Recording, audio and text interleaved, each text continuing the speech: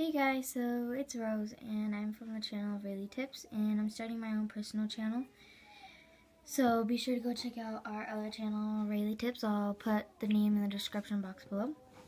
But I'm going to be doing my own personal channel and I'm going to be doing it with my little sister Rose sometimes. We're going to be doing like tutorials and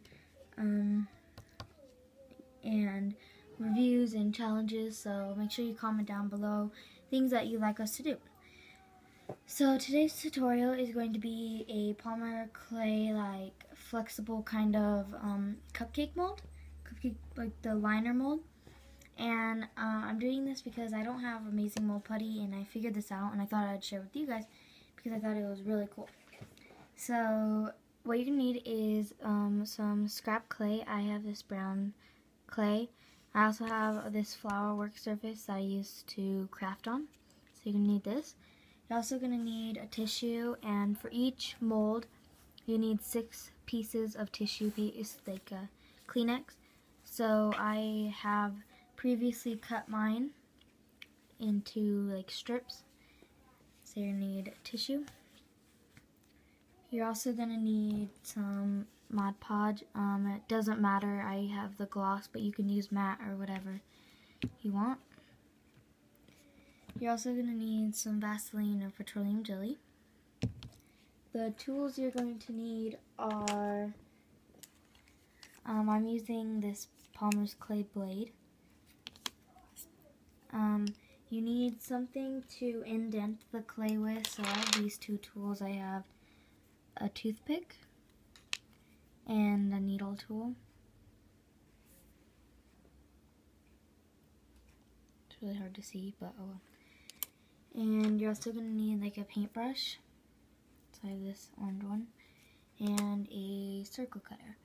So let's get started.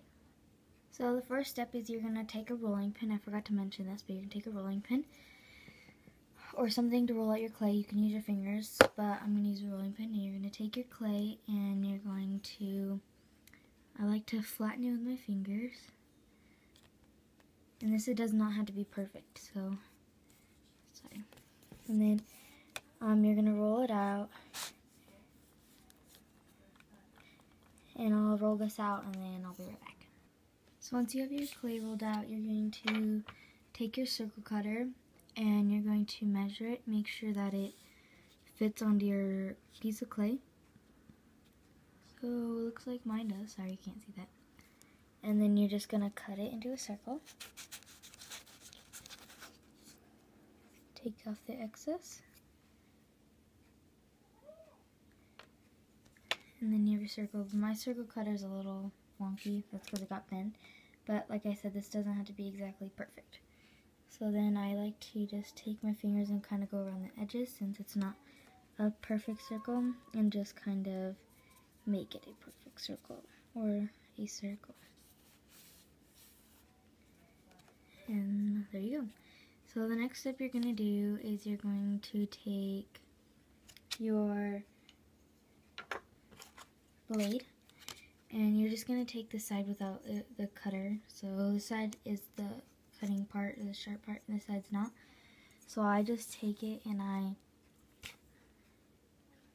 just kind of go where I think the middle is and indent it and do it horizontal. And then you kind of have an idea where the middle is.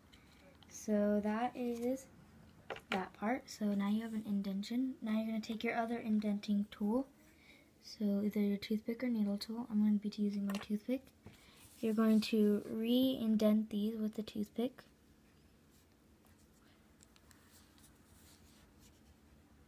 Like this.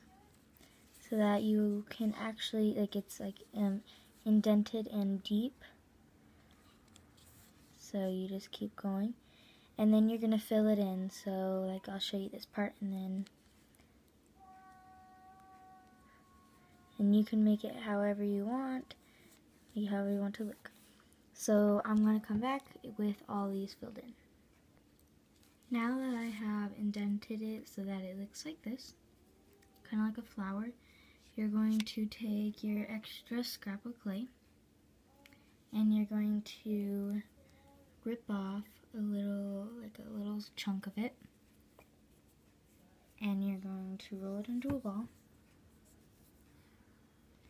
And then once it's in a ball, you're going to squish it and measure it to the middle, so like that.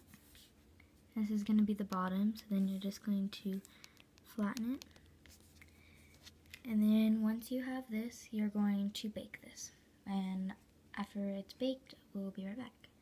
So once you have it baked, so I made 2, so here's the second one I made off camera. It's like a littler one than this one. And this is one I showed you guys. So after it's all baked, it's gonna look like this. So I'm gonna work with the bigger one. So now you're gonna take your tissues, your petroleum jelly, and your Mod Podge, and your paintbrush, and you're going to start kind of like paper macheing it. So the first thing you're gonna do is gonna take your petroleum jelly, and you're going to get just a little bit onto your paintbrush. Oops, sorry. Just a little bit onto your paintbrush. Not a lot, just a little bit. And then you're going to just kind of put it in between the little indents so that it doesn't stick, so that you can take it off. So I'll do that and then I'll be right back. So once you have that all nice and glossed up, you're going to take one of your pieces of tissue paper, and you're going to put that over, layer it on top, and just kind of use your fingers and kind of make sure that it gets into the indents. So just kind of work with it. It takes a little bit, but you can use a sponge or something else to do this as well if you wanted to. But the first layer doesn't really need to be that good. So I'll put this back together and then I'll come back. So once you have that pretty well indented, you're going to take your Mod Podge, and you don't need your petroleum jelly anymore. You're going to take a little bit, I have a little bit on the top here, and you're going to just coat it over.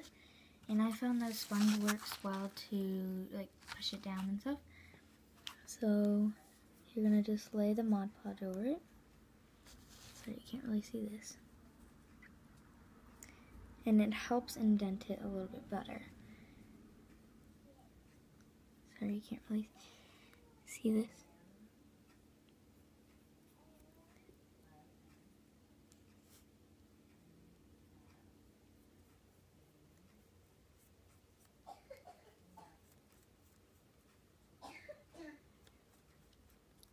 So now that you have this indented like this, you're going to put another layer of tissue paper, and you're going to do this until you have 6 layers of tissue paper. So I'll do one more layer. So then you're going to just make sure you don't get it wrinkled. You're going to push it down. The sponge. So you have indentations. Take more Mod Podge and just go over it gently so that you don't tear the paper.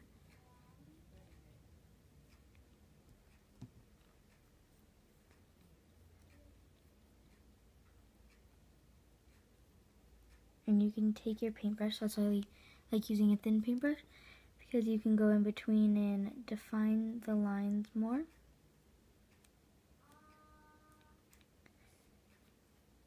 So once you have that, you're going to do, I need 4 more layers, but you need 6 layers in total.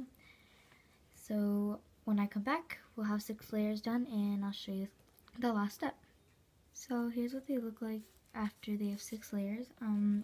This is my little one, and I haven't put the last layer on, but I wanted to show you that once you put, right after you put the layer Mod Podge on, if you kind of go like this and then kind of get into the lines,